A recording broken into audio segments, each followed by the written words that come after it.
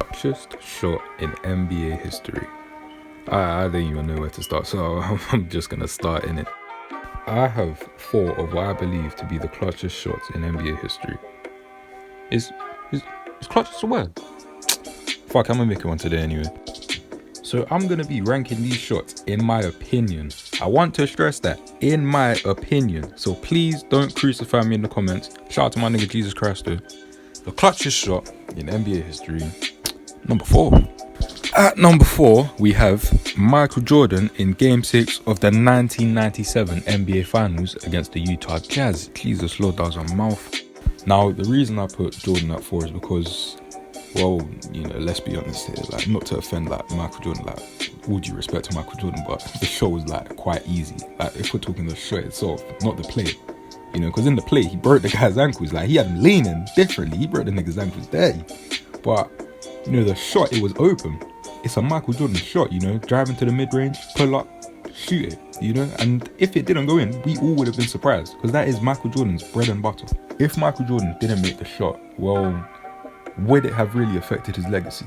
You know, they still would have gone to a Game 7, so he still would have had the opportunity to get a championship, but it wouldn't really have affected his legacy, because at that time, even in his first retirement, people were still looking at Michael Jordan as that is the greatest player of all time, you know?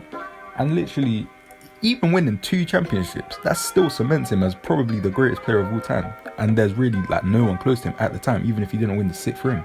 But moving on to clutchest shot in NBA history, number 3. At number 3, we have Kawhi Leonard with the shot against Philadelphia 76ers in Game 7 of the 2019 playoffs. Now, this shot, it really shouldn't have gone in my opinion. I genuinely don't believe it should have gone in. Like, yeah, I know, you know, it went in, I can't really, like, nothing can change that, but still, like, out of 10 times, that shot goes in once, maybe even twice. This shot also cemented Kawhi's playoff run as, like, one of the best we had seen ever.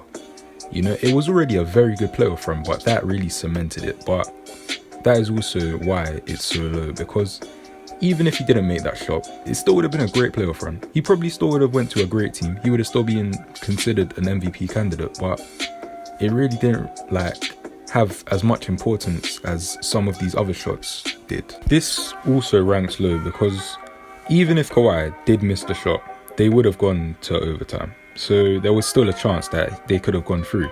You know, it's not the same as some other shots where it's like a buzzer beater and they're down 2 points, they take a 3-pointer to win the game. It's not that it doesn't have the same impact, you know. But if this was a list of the most difficult clutch shots, then this would 100% be at the top, no doubt about it. Anyway, moving on to clutchest shot in NBA history, number 2. At number 2, we have Kyrie Irving in the 2016 NBA Finals, Game 7. This shot ranks so high. Well, it should be obvious why it ranks so high, but you know, it's more because Kyrie wasn't really shooting for his own legacy. Not to take away anything from Kyrie, because without that, like, that shot was unbelievable. That shot was amazing, but he was shooting more for LeBron. You know, this is why it ranks so high, because this is in the making of one of the greatest players of all time. Without this, LeBron, he's nowhere near the GOAT conversation. Unlike MJ, whereas if he missed his shot, he would have still been probably the greatest player of all time. But with LeBron, if Kyrie didn't make this shot, you know, and also if LeBron didn't get that block, then I don't think that he would be in the GOAT conversation, because they probably would have gone on to lose that finals game.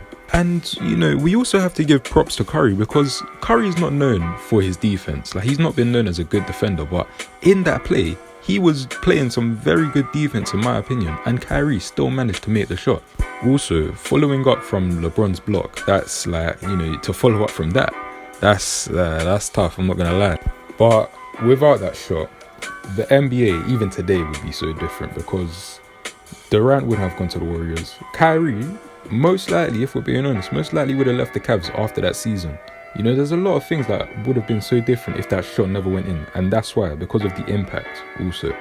Now, we've made it. Thank you for watching this far. If you just skipped, well then go back and watch the other, how many minutes? 4 minutes? 5 minutes? 3 minutes? I have no idea.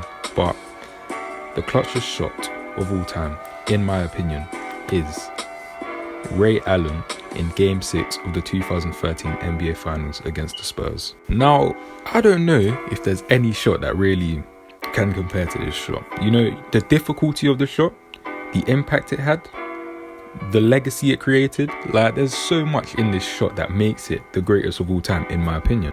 But I just want to get one thing out of the way first. Chris Bosh deserves so much more love for that rebound he caught, because that rebound he caught, it might be, like, people don't usually say this, but I'm gonna say it might be the best rebound I've ever seen in my life. Literally, that rebound was amazing. Like, if he never caught that rebound, and I'm gonna say this now, if Miami didn't have Chris Bosh, they would have only won one championship. That's my opinion, personally. That's what I think. But without Chris Bosh, that finals game would have been an absolute shambles. Absolute shambles. If we go on to the first aspect, the difficulty of the shot, 3 things could have gone wrong with that shot.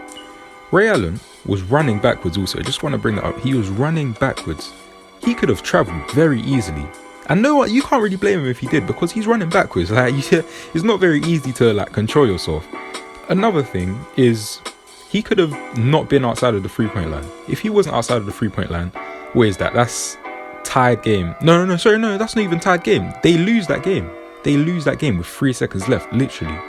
And the third thing that could have happened, the most obvious thing, he could have just missed the shot, but he didn't.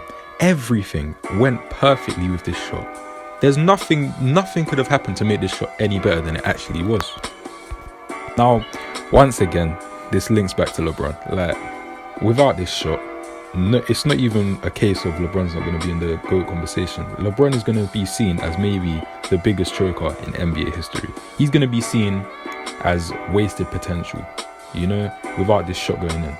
And that's why this shot's so great, because it made LeBron one of the best players we've ever seen. Not the greatest of all time in the conversation yet, but one of the best we had ever seen.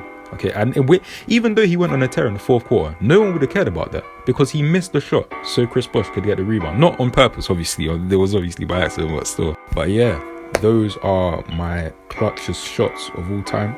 It ends with Ray Allen channeling his inner Flight Reacts and making the shot. But yeah,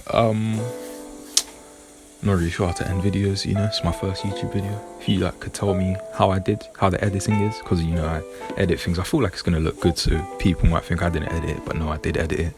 But yeah, hope you guys enjoyed it. If you want more, just leave a comment, subscribe. I feel so cringy saying that. I never thought I would actually be making a YouTube video, but well, innit, things happen, I guess. But yeah, in a bit, innit.